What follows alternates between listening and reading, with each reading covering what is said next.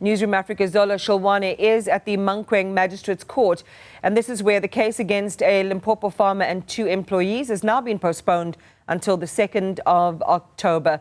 Zola, good morning. It was a bit of a stop-and-start procedure there. Maybe just take our viewers back to the moment where there were allegations made around torture during arrest by one of the accused.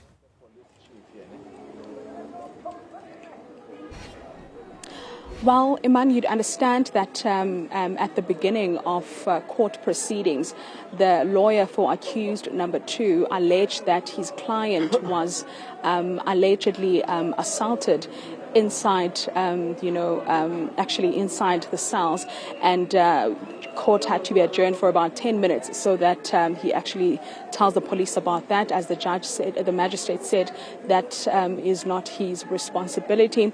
You would also understand that in the beginning it was the state, stating their case, and also the defense as well, coming with their claims that the state has not been cooperating in terms of furnishing them with a statement that they had asked for in the beginning, because you'd remember that in the previous appearance, the defense had asked to have access to the contents of the docket, particularly accused number 1 statement, which they allege that it was taken without his lawyers present and that he was forced to confess. And that has become a problem in this particular case. But we do understand that currently the matter has been postponed, and I can tell you that community members, including civil society organizations that were in court, and the families of the victims are quite pleased with how today's proceedings went, like saying that it seems like the case is heading towards the right direction, and that is what they actually want to see happen. And they're hoping that at the High Court, perhaps there'll be, bail will be denied, because that's what most of them want to see happen. We understand that the minister is also here to engage with the families and hear what they would like to be, assisted with. As you'd understand that these 2 women were breadwinners, and they have about 4 children each. The youngest child that we know of is about 1 year and 6 months old. So they want to assure them that they will be part of this journey, with them. Perhaps we can maybe speak to the NPA just to get a quick reaction about today's proceedings. Osman Shudi, thank you very much for your time. If you can maybe give us a reaction on how today's court proceedings went like. Yes, today here we've brought an application to the court so that we can start to deal with the appeal. Because we've requested to the court to give us the reasons and state the case law where, in order for us to know how did he arrive to that ruling. So we are going to postpone the matter to the 2nd of October 2024, and the matter has been referred to be heard in the Polokwane Magistrate Court. It's not longer going to sit here in Mankweng. And the allegations that we heard about accused number 2 being assaulted? Those allegations, we'll deal with it later. If the accused want to open the case, he will open the case and will entertain it later in the trial, not during the bail. Thank you very much. That was Mashudu, who is the NPA regional spokesperson, essentially giving us a reaction on how today's proceedings will be going, or rather, giving us a reaction on how today's proceedings went like. We're hoping to hear from the SAPS as well, Iman, as we understand that there were claims that the SAPS, when they heard about the matter, they did not react on time. You would understand that the survivor in this incident, which is the husband to Kudzai, reported the matter to the police, but apparently police did not respond. Let's have the SAPS commissioner just to give us a reaction to this. Thank you very much for your time. There's been claims that the SAPS did not react to the matter just on time.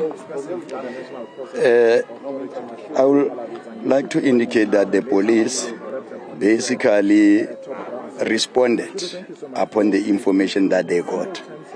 You'll remember that the incident unfolded where they had only an allegation of a person who has been shot. and was brought to the police station by the doctor. And at the arrival at the police station, this person was in a state that was not good. He could not even disembark from the vehicle. The doctor left him, go into the police station, explain to the police that there is a person who has been shot at, is inside the car. The police went to the person at the doctor's car, and upon arrival there, he greeted the victim, and the victim could not respond. And they realized how severely injured he was, and they then decided to call an ambulance. And when the ambulance arrived, they looked at the victim. They also realized how severe he was injured, and they then gave him the necessary treatment and take him to the hospital.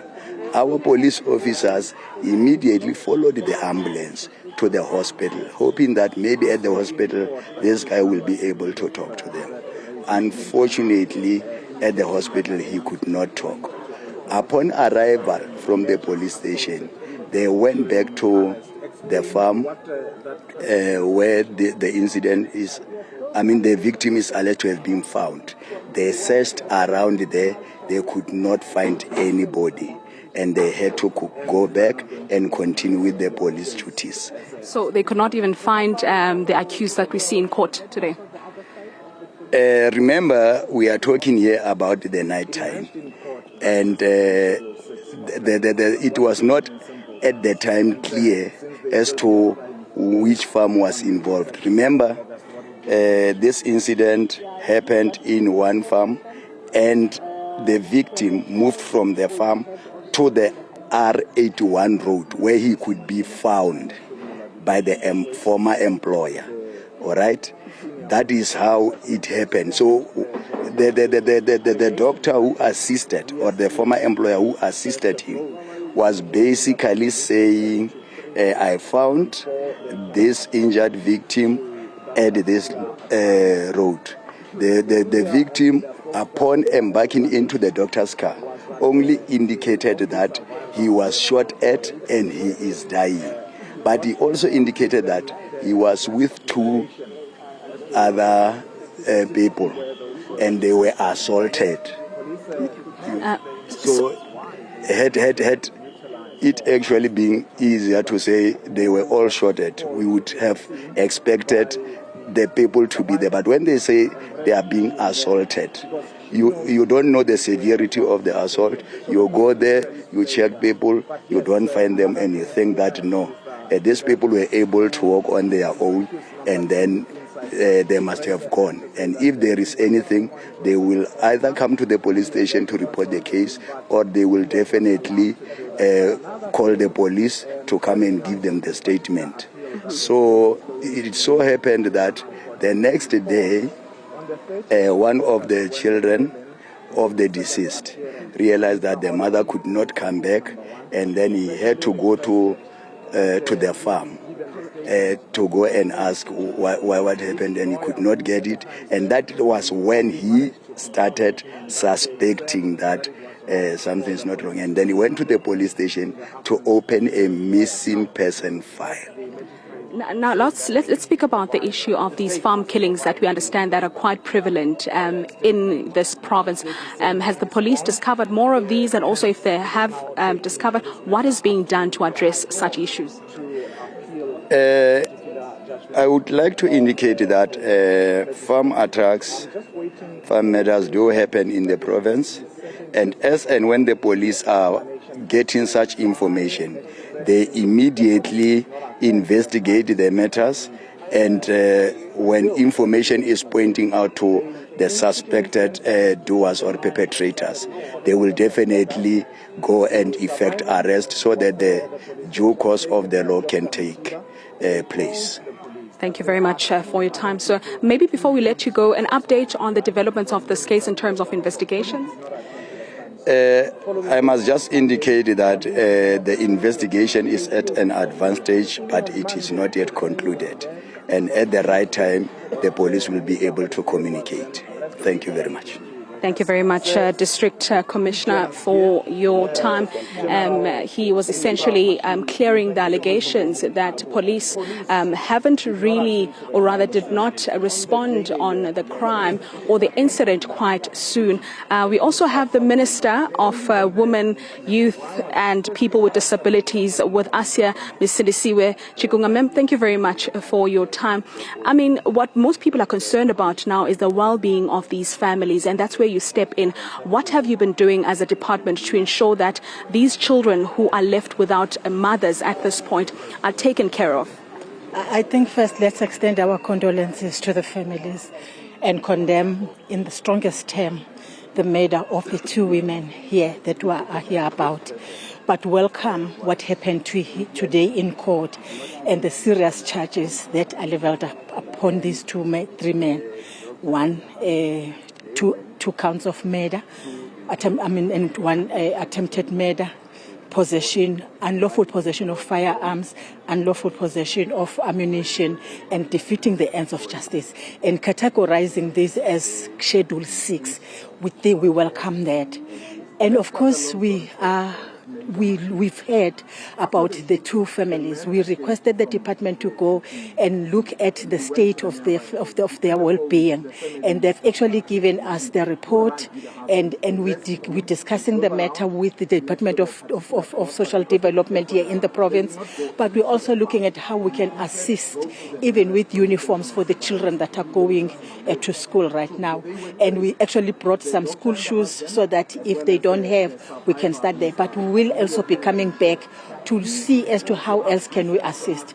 The MEC for agriculture here has already offered one child an employment, and therefore there is something that is being done for the family, particularly the Magatu family, which is from South Africa. All right. I mean, people are asking about interventions that will be made, to assist these families psychologically, because you'd understand that they've been going through a lot. I mean, one of the boys saw his mother in that state, and now he has to face the accused every day. How are you helping them to deal with this? In fact, there are social workers that are allocated to provide counseling to the families. So that is actually taken care of. Every day they're being counseled. Even after this case, already the social workers will be going to their houses to provide that counseling. But of course, like I've said, one other matter is that of poverty, like you have said. They were going there to look for food, and that is one other matter that we're attending to. Like I'm indicating, we're very happy that the MEC for agriculture has already offered one child some employment, which means that that matter is being attended to. But I think it is also proper that we welcome everything that happened in court today. The fact that this case is now going to the regional court, we're happy about that. The fact that everybody agreed that these are Schedule 6 crimes, we are happy about that. We will be attending this case. We will actually support the family continuously, so that we believe, if possible, as much as possible, that these should not be granted bail. If it is Schedule 6 crimes, then we think that they must remain in custody until their case is finalized. And we want to believe that the judgment will be that which will actually make all of us happy. Thank you very much, Ms. Sindisiwe Chikunga, essentially, reacting on today's court proceedings, and also speaking about how, as the department, they'll be assisting these the families of the two victims, mentioning that there's already interventions that have been put in place to ensure that their mother's death, essentially, does not go in vain, by providing, a job for one of them. And they're saying that they'll be with these families throughout the journey. But of course, we'll be monitoring, this case throughout, as we understand that the accused will be back at a different court on the 2nd of October. Back to you in studio. Zola, thank you very much. Just giving us perspective there from not only the NPA, but also the regional police authorities, as well as the minister in the presidency there.